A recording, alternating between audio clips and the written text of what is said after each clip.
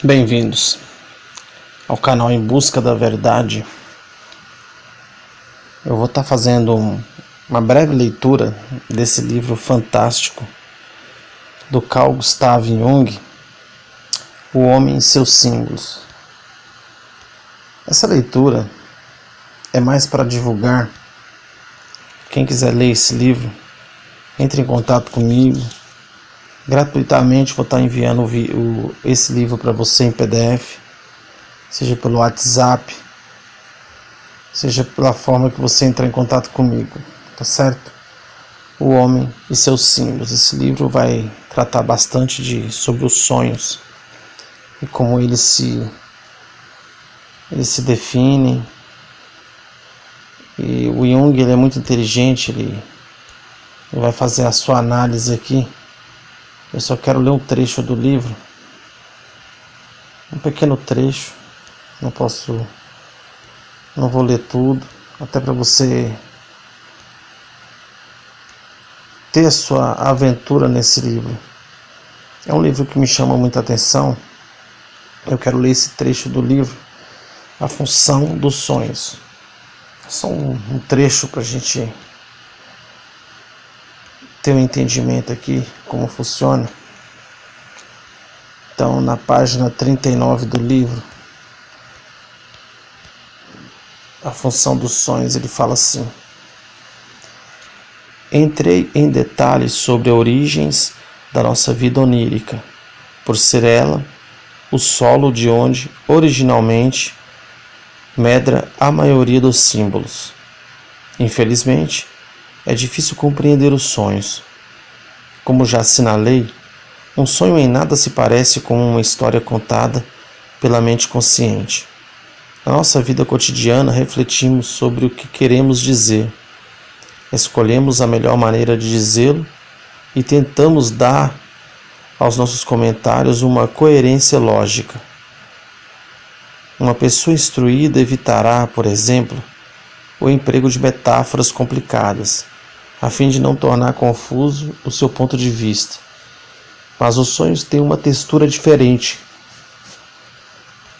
Neles se acumulam imagens que parecem contraditórias e ridículas. Perde-se a noção de tempo, e as coisas mais banais se podem revestir de um aspecto fascinante ou aterrador. Parecerá estranho que o inconsciente disponha o seu material de modo tão diverso dos esquemas aparentemente disciplinados que imprimimos aos nossos pensamentos quando acordados. No entanto, quem quer que se detenha na recordação de um sonho perceberá este contraste este que é uma das principais razões para que os sonhos sejam de tão difícil compreensão para os leigos. Como não fazem sentido em termos da nossa experiência diurna normal, há uma tendência ou em ignorá-los ou para nos confessarmos dos desorientados e confundidos.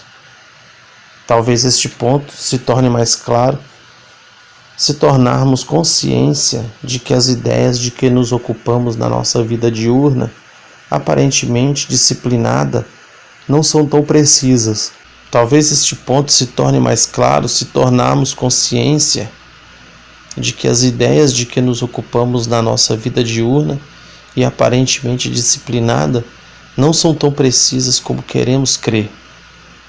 Ao contrário, o seu sentido e a importância emocional que tem para nós torna-se cada vez mais vago à medida que as examinamos de mais perto. A razão para isso é que qualquer coisa que tenhamos ouvido, experimentado, pode tornar-se subliminar. Nós temos um desenho aqui, ele vai comentar sobre esse desenho. Isto é, passar ao inconsciente.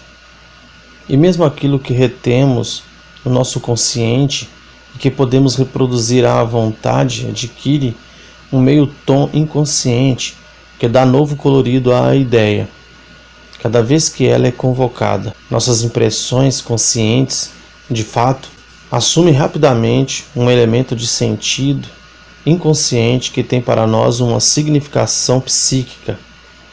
Apesar de não estarmos conscientes da existência deste fator subliminar ou da maneira pela qual ambos ampliam e perturbam o sentido convencional. Evidentemente, estes meios tons psíquicos diferem de pessoas para pessoa. Cada um de nós recebe noções gerais ou abstratas no contexto particular de sua mente e, portanto, entende e aplica estas noções também de maneira particular e individual. Quando, numa conversa, uso palavras como Estado, dinheiro, saúde ou sociedade, parto do pressuposto de que os que me escutam dão a estes termos mais ou menos a mesma significação que eu.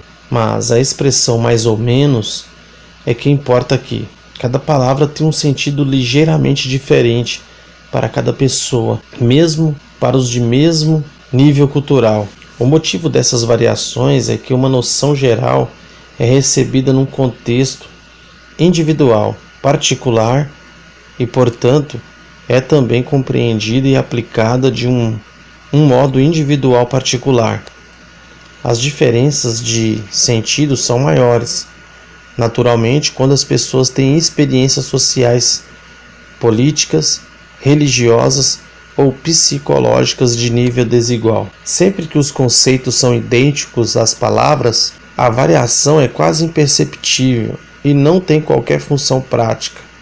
Mas quando se faz necessária uma definição exata ou uma explicação mais cuidada, podemos descobrir as variações mais extraordinárias, não só na compreensão puramente intelectual do termo, mas particularmente no seu tom emocional e na sua aplicação. Estas variações são sempre subliminares e, portanto, as pessoas não se percebem. Podemos rejeitar tais diferenças, considerando-as supérfluas, ou simples nuances dispensáveis por serem de pouca aplicação às nossas necessidades cotidianas. Mas o fato de existirem vem mostrar que até os conteúdos mais banais da consciência têm à sua volta uma orla de penumbra e de incertezas. Mesmo o conceito filosófico ou matemático, mais rigorosamente definido, que sabemos só conter aquilo que nele colocamos, ainda é mais do que pressupomos. É um acontecimento psíquico e, como tal, parcialmente desconhecido. Os próprios algarismos usados para contar são mais do que julgamos ser. São, ao mesmo tempo, elementos mitológicos. Para os adeptos de Pitágoras, chegavam a ser divinos, mas certamente não tomamos conhecimento disto quando empregamos os números com os objetivos práticos. Em suma, todo o conceito da nossa consciência tem suas associações psíquicas próprias. Quando tais associações variam de intensidade, segundo a importância relativa deste conceito em relação à nossa personalidade total, ou segundo a natureza de outras ideias, e mesmo complexos com as quais esteja associado no nosso consciente, elas são capazes de mudar o caráter normal daquele conceito. O conceito pode mesmo tornar-se qualquer coisa totalmente diferente à medida que é impulsionado abaixo do nível da consciência. Vamos dar uma olhada aqui nos desenhos que passaram, a gente tem uma noção do que Jung estava falando, né? Aqui, ó, desenhos que em si para demonstrar alguma coisa. Ele vai mostrar e falar sobre esses desenhos. Uma pintura. Ó. O Jung ele faz uma referência aqui. Nestas páginas, outros exemplos da natureza irracional e fantástica dos sonhos. Acima à esquerda, corujas e morcegos examinam, enxameiam.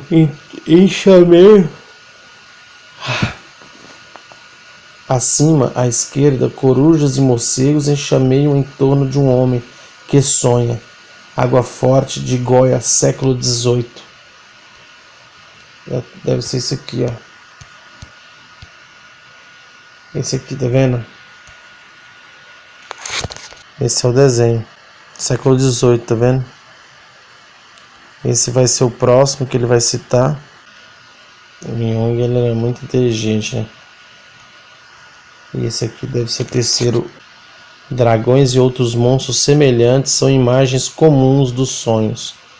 À esquerda, um dragão persegue um sonhador numa xilografia, e o sonho de Folífio, no monge italiano Francesco Colonna, século XV. Acima, neste quadro de Marc Chagall, a inesperada associação de imagem, peixe, violino, relógio e amantes, transmite toda a confusão de um sonho. Tá vendo? Nossa. Esse aqui é outro. Imagem bem... Jung sempre usou muito símbolo, né? Aspecto mitológico dos algoritmos ordinais. O aspecto mitológico dos algoritmos ordinais parece nesses relevos dos maias. Alto da página, cerca do ano 730 a.C., que personificam como deuses as divisões numéricas do tempo. A pirâmide de pontos acima representa Tetrácteis da filosofia pitagorística, século 6 a.C.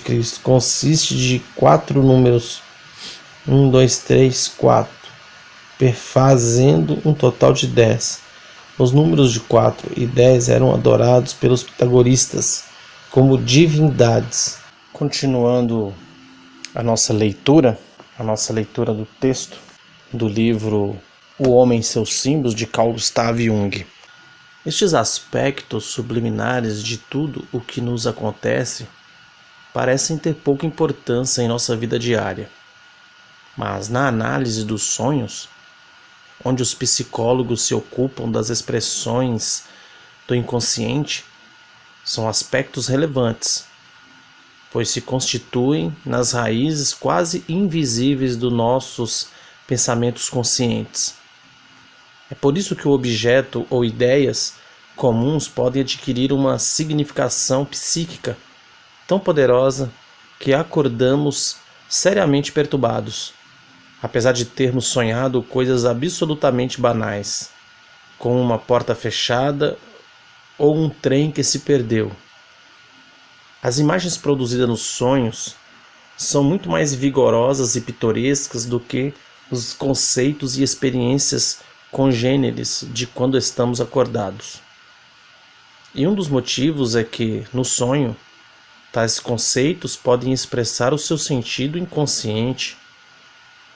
Nos nossos pensamentos conscientes, restringimos-nos aos limites das afirmações racionais, afirmações bem menos coloridas, desde que a despojamos de quase todas as suas associações psíquicas.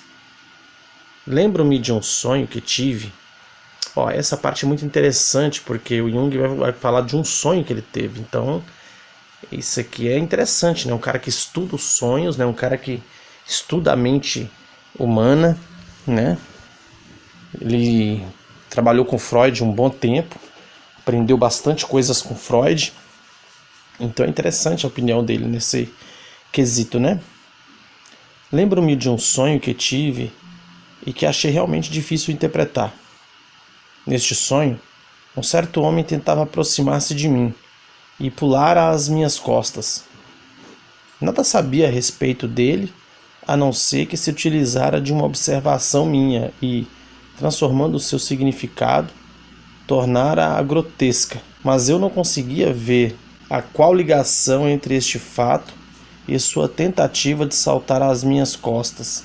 Nossa, que legal, olha você ver o sonho do Carl Gustav Jung. Na minha experiência profissional, no entanto, muitas vezes acontece alguém interpretar erradamente o que digo. Isto ocorre tantas vezes que já nem me dou ao trabalho de me perguntar se isto me irrita ou não. De fato, há uma certa conveniência em guardar-se controle, conscientemente, das nossas reações emocionais. E era aí que estava, como logo verifiquei, o sentido do meu sonho.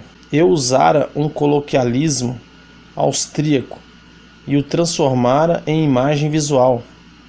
É uma expressão muito comum na Áustria dizer-se, aí diz uma palavra aqui que deve ser em outra língua, eu vou só ler aqui o parêntese. Você pode montar nas minhas costas. Que significa pouco me importa o que você fala de mim. Pode-se qualificar este sonho de simbólico, porque não representa uma situação de modo direto, e sim indiretamente, por meio de uma metáfora que a princípio não percebi. Pra você ver, ele teve um sonho de um cara pulando nas costas dele. E parece que o significado era esse que ele diz aqui entre parênteses, né? Pouco me importa o que você fala de mim. Acho que ele estava preocupado com esse tipo de coisa, né? De as pessoas não interpretar ele de forma adequada, né? O que ele fala ali. Então vamos ver aqui o que ele continua aqui. Pode-se qualificar este sonho de simbólico, porque não representa uma situação de modo direto, e sim indiretamente, por meio de uma metáfora que a princípio não percebi. Quando isto acontece, como é frequente, não se trata de um disfarce proposital do sonho.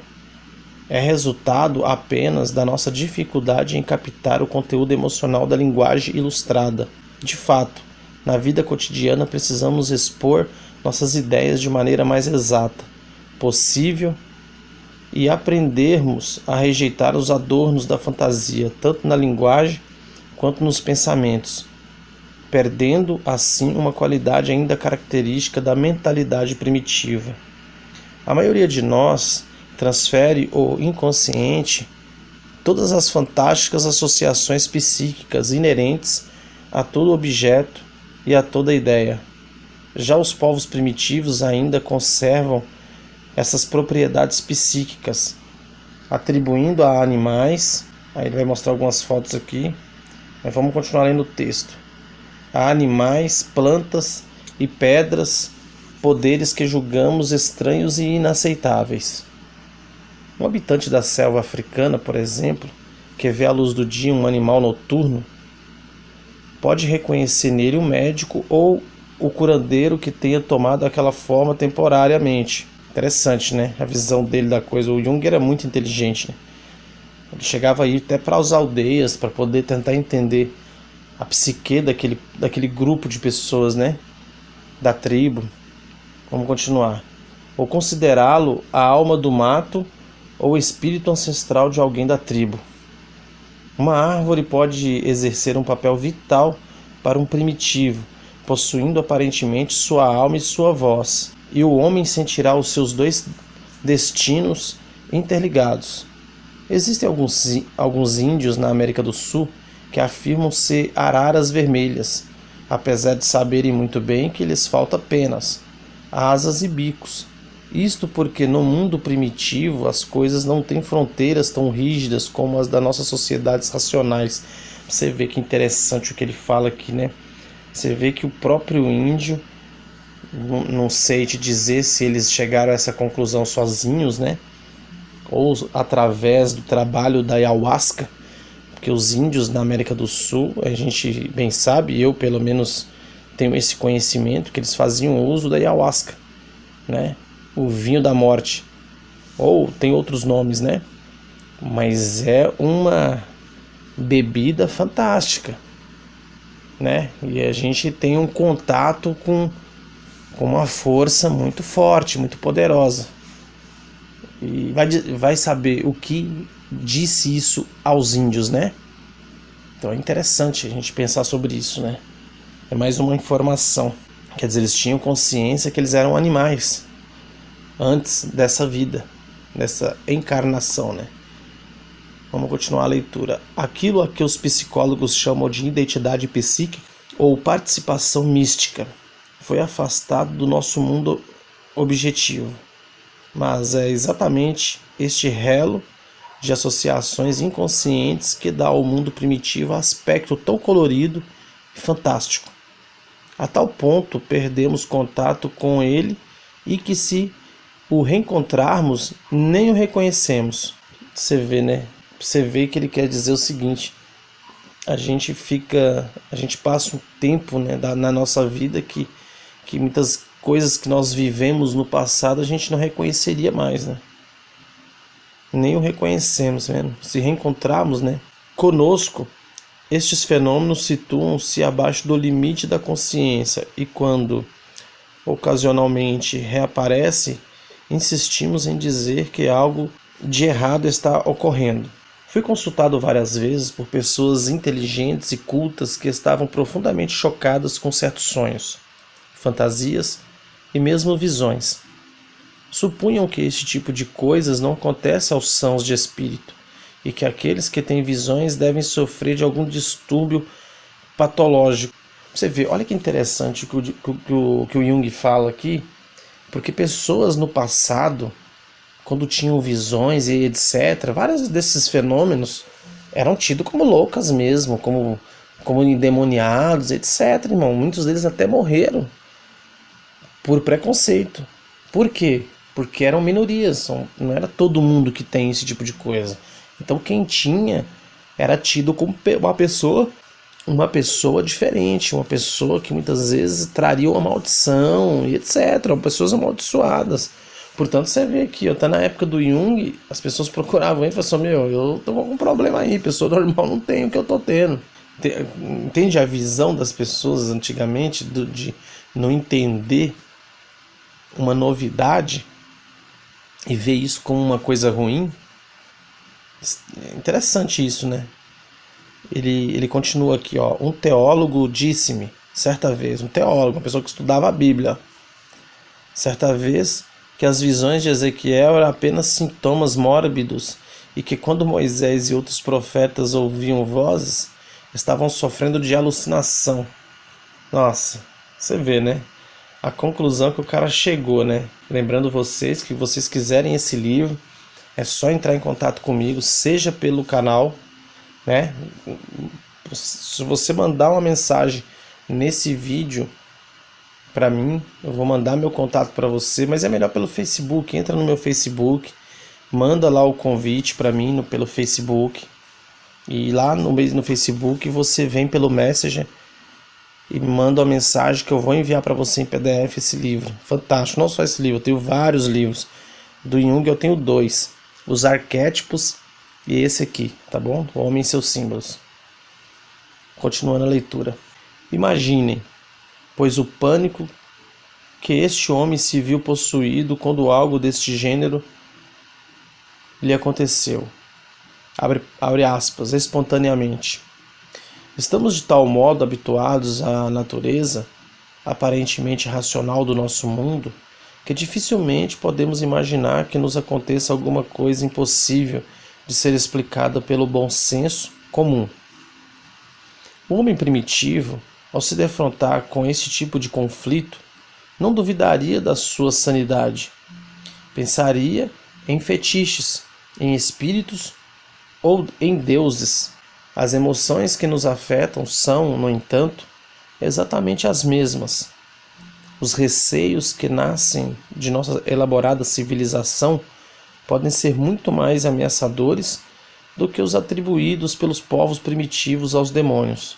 Aqui eu entendi o seguinte, que no passado, né, as pessoas do passado, ele chama de primitivos, as pessoas quando tinham esse tipo de visões ou sonhos, eles atribuíam isso a deuses ou a demônios, né, perturbações espirituais. E hoje a pessoa, né, hoje não, na época do Jung já via de outra forma, né, como uma coisa que tá com um problema psicológico, né, algum problema ali psicótico, né. A atitude do homem civilizado faz-me por vezes lembrar um paciente psicótico da minha clínica. Ó, isso aqui é interessante, que ele vai contar uma experiência que ele teve, que era médico. Olha para você ver quem procurava em Jung, diversos tipos de pessoa, né? Uma manhã perguntei-lhe como se sentia.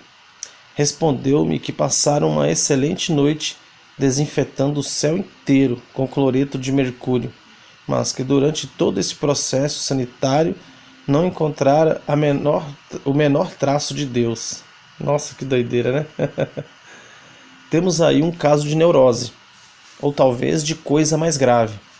Em lugar de Deus, ou do, abre aspas, medo de Deus, há uma neurose de angústia, ou uma espécie de fobia. A emoção conservou-se a mesma, mas Há um tempo, o nome e a natureza do seu objeto mudaram para pior. Lembro de um professor de filosofia que consultou-me um dia sobre a sua fobia ao câncer. Sofria da convicção compulsiva de que tinha um tumor maligno, apesar de nada ter sido acusado em dezenas de chapas de raio-x. Abre aspas. Sei que não há nada, dizia ele. Abre aspas. Mas pode haver. Qual seria a causa desta ideia fixa? Obviamente vinha de um medo que nada tinha a ver com sua vontade consciente. Cada história, né? Aquele pensamento mórbido de repente tomava conta dele, e com tal força que não conseguia controlar-se.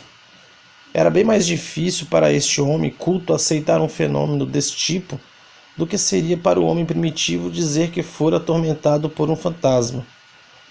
A influência maligna de espíritos maus é, pelo menos, uma hipótese admissível nas culturas primitivas, enquanto que para o civilizado é uma experiência perturbadora admitir que seus males nada mais são que uma tola extravagância da imaginação. O fenômeno primitivo da obsessão não desapareceu. É o mesmo de sempre. Apenas é interpretado de maneira diversa e mais desagradável. Fiz várias comparações deste tipo entre o homem moderno e o primitivo. São essenciais, como mostrarei adiante, para compreendermos a tendência do homem de construir símbolos e a participação dos sonhos para expressá-los, pois vamos descobrir que muitos sonhos apresentam imagens e associações análogas a ideias, mitos e ritos primitivos. Estas imagens oníricas eram chamadas por Freud resíduos arcaicos. A expressão sugere que estes, abre aspas, resíduos são elementos psíquicos que sobrevivem na mente humana há tempos imemoriais. É um ponto de vista característico dos que consideram o inconsciente um simples apêndice do consciente, entre parênteses, ou numa linguagem mais pitoresca, como uma lata de lixo que guarda todo o refúgio do consciente. Pesquisas posteriores levaram-me a crer que esta é uma atitude insustentável e que deve ser desprezada. Constatei que associações e imagens deste tipo são parte integrante do inconsciente e podem ser observadas por toda parte, seja o sonhador instruído ou analfabeto, inteligente ou obtuso. Não são de modo algum resíduos, sem vida ou significação. Têm, ao contrário, uma função e são, sobretudo, valiosos, entre parênteses, como mostra o Dr. Anderson num outro capítulo, devido exatamente ao seu caráter histórico. Constituem uma ponte entre a maneira por que transmitimos conscientemente os nossos pensamentos e uma forma de expressão mais primitiva, mais colorida e pictórica. E é esta forma também que apela diretamente à nossa sensibilidade e à nossa emoção. Essas associações históricas são o elo entre o mundo racional da consciência e o mundo do instintivo, do instinto. E o mundo do instinto.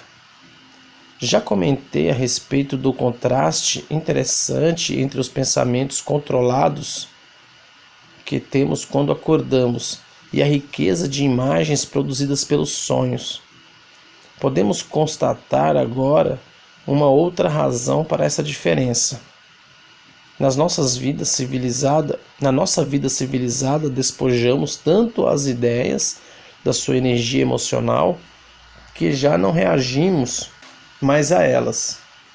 Usamos essas ideias nos nossos discursos, reagimos convencionalmente quando outros também as utilizam, mas elas não nos causam uma impressão profunda. É necessário haver alguma coisa mais eficaz para que mudemos de atitude ou de comportamento. E é isto que a linguagem do sonho faz. O seu simbolismo tem tanta energia psíquica que somos obrigados a prestar-lhe atenção. Olha, vamos parar por aqui, só para a gente dar uma olhada nas imagens, que a gente passou por elas, porque o livro tem essas imagens, então é interessante a gente dar uma olhada. Passamos por aqui, né? Ele falou da tribo, continua aqui, ó. Essa imagem aqui é o seguinte, é preto e branco, né, da época. Não apenas os números, mas também objetos familiares, como pedras, árvores, podem ter uma importância simbólica. Está falando aqui da árvore, tá vendo? À esquerda, pedras brutas colocadas à beira da estrada por viajantes na Índia. Está mostrando essa imagem aqui, ó. Essa imagem. E essa aqui é da árvore, tá vendo? Na Índia representam o lingam, o símbolo fálico hindu da criatividade. À direita, uma árvore da África Ocidental, que as tribos chamam de Yuyu, a árvore espírito, e a qual atribuem poderes mágicos. Você vê a ayahuasca também, né, a raiz, ela também tem essa ligação, né, de magia e etc. Ó, esse aqui é uma imagem de uma tribo na África, olha, interessante, né? E as cores, interessante, né? Vamos ver outras imagens aqui. O que significa esse pedaço da Bíblia? O que é isso?